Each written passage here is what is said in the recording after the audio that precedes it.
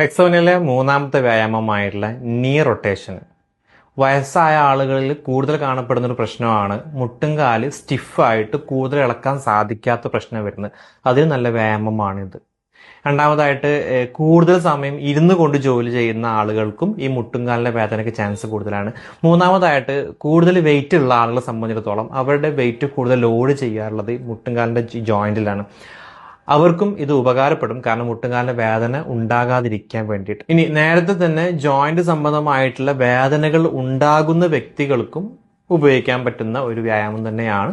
ഇനി ഇത്തരം ആളുകൾക്ക് എങ്ങനെയാണ് ഈ വ്യായാമം ഉപകാരപ്പെടുന്നത് എന്നുള്ളത് കൂടെ നോക്കാം. നിങ്ങൾ മൂന്നാമത്തെ സ്റ്റെപ്പിലേക്ക് നിൽക്കുന്ന സമയത്ത്, അതായത് ആ കാലിനെ മുന്നിലോട്ട് തള്ളിയിട്ട് ബെൻഡാക്കിയിട്ടാണ് നിങ്ങൾ ഇടതുവശത്തു നിന്ന് വലതുവശത്തേക്കും വലതുവശത്തു നിന്ന് ഇടതുവശത്തേക്കും റിതമിക് മൂവ്മെന്റ് ഉണ്ടാക്കുന്നത്. ഇത് ചെയ്യാൻ തുടങ്ങുന്ന സമയത്ത് തന്നെ തലച്ചോറിൽ നിന്നും ഒരു ഇൻഫർമേഷന് നമ്മുടെ നട്ടെല്ല് മുഖാന്തരം മുട്ടുംകാലിൻ്റെ ഭാഗത്തോട്ട് എത്തിക്കും. ഇത് ആരൊക്കെയാണ് ആക്ടിവേറ്റ് ആക്കുക പറഞ്ഞു കഴിഞ്ഞാൽ ആ ഭാഗത്തുള്ള മസിൽസ് ആക്റ്റീവ് ആകും, ടെൻഡൻസ് ആക്റ്റീവ് ആകും. ടെൻഡൻസ് മീൻസ് നമ്മുടെ എല്ലിന് ചുറ്റുഭാഗത്ത് നിൽക്കുന്ന ഒരു പിടുത്തം കൊടുത്ത് നിൽക്കുന്ന സാധനമാണ്.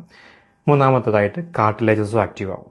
കാർട്ടിലേജസിലേക്കും ഇൻഫർമേഷൻസ് എത്തുന്നുണ്ടായിരിക്കും. കൂടുതലും ടെൻഡൻസും മസിൽസുമാണ്.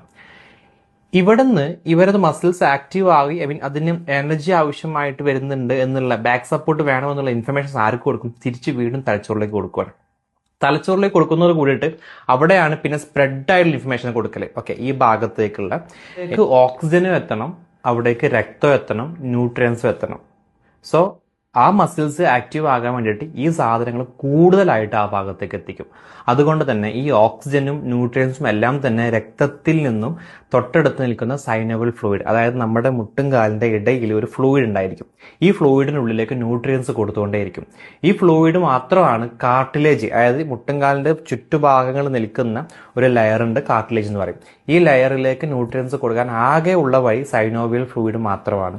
രക്തം ഡയറക്റ്റ് കോണ്ടാക്ട് അതിലില്ല.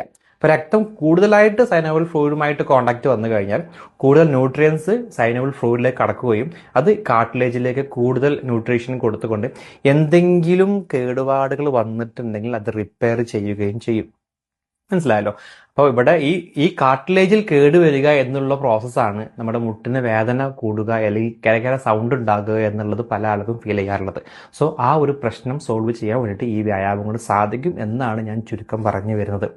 ഇനി ഇവിടെ എന്തെങ്കിലും കേടുപാടുകൾ വന്നു കഴിഞ്ഞാൽ തന്നെ അതിന് ചുറ്റുഭാഗത്ത് നിൽക്കുന്ന മസിൽസിലും കോശങ്ങളെല്ലാം തന്നെ നീര് കെട്ടി നിന്നിട്ട് അവിടെ നീര് വരാൻ, നിങ്ങൾക്ക് പുറമെ കാണപ്പെടുന്ന രീതിയിലേക്കുള്ള നീര് വരാനുള്ള സാധ്യതയും കാണുന്നുണ്ട്.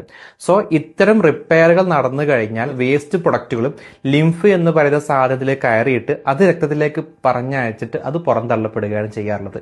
അതുകൊണ്ട് തന്നെ ആ ഭാഗങ്ങളിൽ നീരോ കാര്യങ്ങളോ ഉണ്ട് എന്നുണ്ടെങ്കിൽ അതും തിരിച്ചു വരും. അപ്പൊ ഇവിടെ ശ്രദ്ധിക്കേണ്ടതെന്ന് വെച്ച് കഴിഞ്ഞാൽ, ഇപ്പൊ നിങ്ങൾ കുത്തനെ നിൽക്കുന്നതിനേക്കാൾ വലിയ പ്രാധാന്യമുണ്ട് നിങ്ങളെ ബെൻഡാക്കിയിട്ട് മുന്നോട്ട് കൊണ്ടുപോകുന്നത്. കാരണം നിങ്ങൾ കുത്തനെ നിൽക്കുകയാണെന്നുണ്ടെങ്കിൽ, ഇപ്പോൾ നിങ്ങളുടെ കുത്തനെ നിൽക്കുകയാണെന്നുണ്ടെങ്കിൽ നിങ്ങളുടെ അപ്പർ ബോഡി വെയിറ്റ് കംപ്ലീറ്റ് ഈ പറയുന്ന താഴെയുള്ള എല്ലുമായി സപ്പോർട്ട് ചെയ്യും. മീൻസ് ഇടയിൽ നിൽക്കുന്ന ഫ്ലൂയിഡ് എന്ത് ചെയ്യും? ഈ പറയുന്ന രണ്ട് എല്ലിന്റെയും ഇടയിലുള്ള കാർട്ടിലേജ് ഒരസാനുള്ള സാധ്യത കൂടുതലാണ് നിങ്ങൾ കുത്തനെ നിൽക്കുകയാണെങ്കിൽ. പക്ഷേ ഇതിന് നിങ്ങൾ കുറച്ച് മുന്നിലോട്ട് ബെൻഡാക്കി നിൽക്കുകയാണെന്നുണ്ടെങ്കിൽ നിങ്ങളെ എല്ലല്ല നിങ്ങൾ കൂടുതൽ പ്രഷർ കൊടുത്ത് നിർത്തുന്നത് ആ ഭാഗത്തുള്ള ടെൻഡനും അതുപോലെ തന്നെ മസിൽസുമാണ്.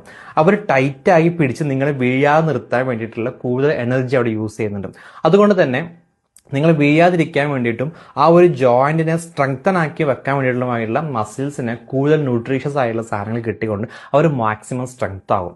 ഇത് കാരണമായിട്ട് നിങ്ങൾ എവിടെയെങ്കിലും തെന്നി പോകുകയോ അല്ലെങ്കിൽ വീഴാൻ പോവുകയോ ചെയ്യുന്ന സമയത്ത് ഈ മസിൽ പെട്ടെന്ന് ആക്റ്റീവ് ആകും. കാരണം എന്താ? ഈ മസിൽസിൽ നിന്നും കൊടുക്കുന്ന ആവേഗങ്ങൾ അല്ലെങ്കിൽ ഇൻഫർമേഷൻസ് പെട്ടെന്ന് തലച്ചോറിലേക്ക് എത്തും. കാരണം ആ പാത്വ ഭയങ്കരമായിട്ട് എന്നും രാവിലെ റെഡി ആയിക്കൊണ്ടേയിരിക്കുന്നുണ്ട്. മാത്രമല്ല ആ ഭാഗത്തേക്ക് രക്തത്തിന്റെ അവൈലബിലിറ്റി നല്ലവണ്ണം കൂടുന്നുണ്ട്. കാരണം എന്നും രാവിലെ ചെയ്തുകൊണ്ടിരിക്കുന്ന ഒരു വ്യക്തിയാണത്.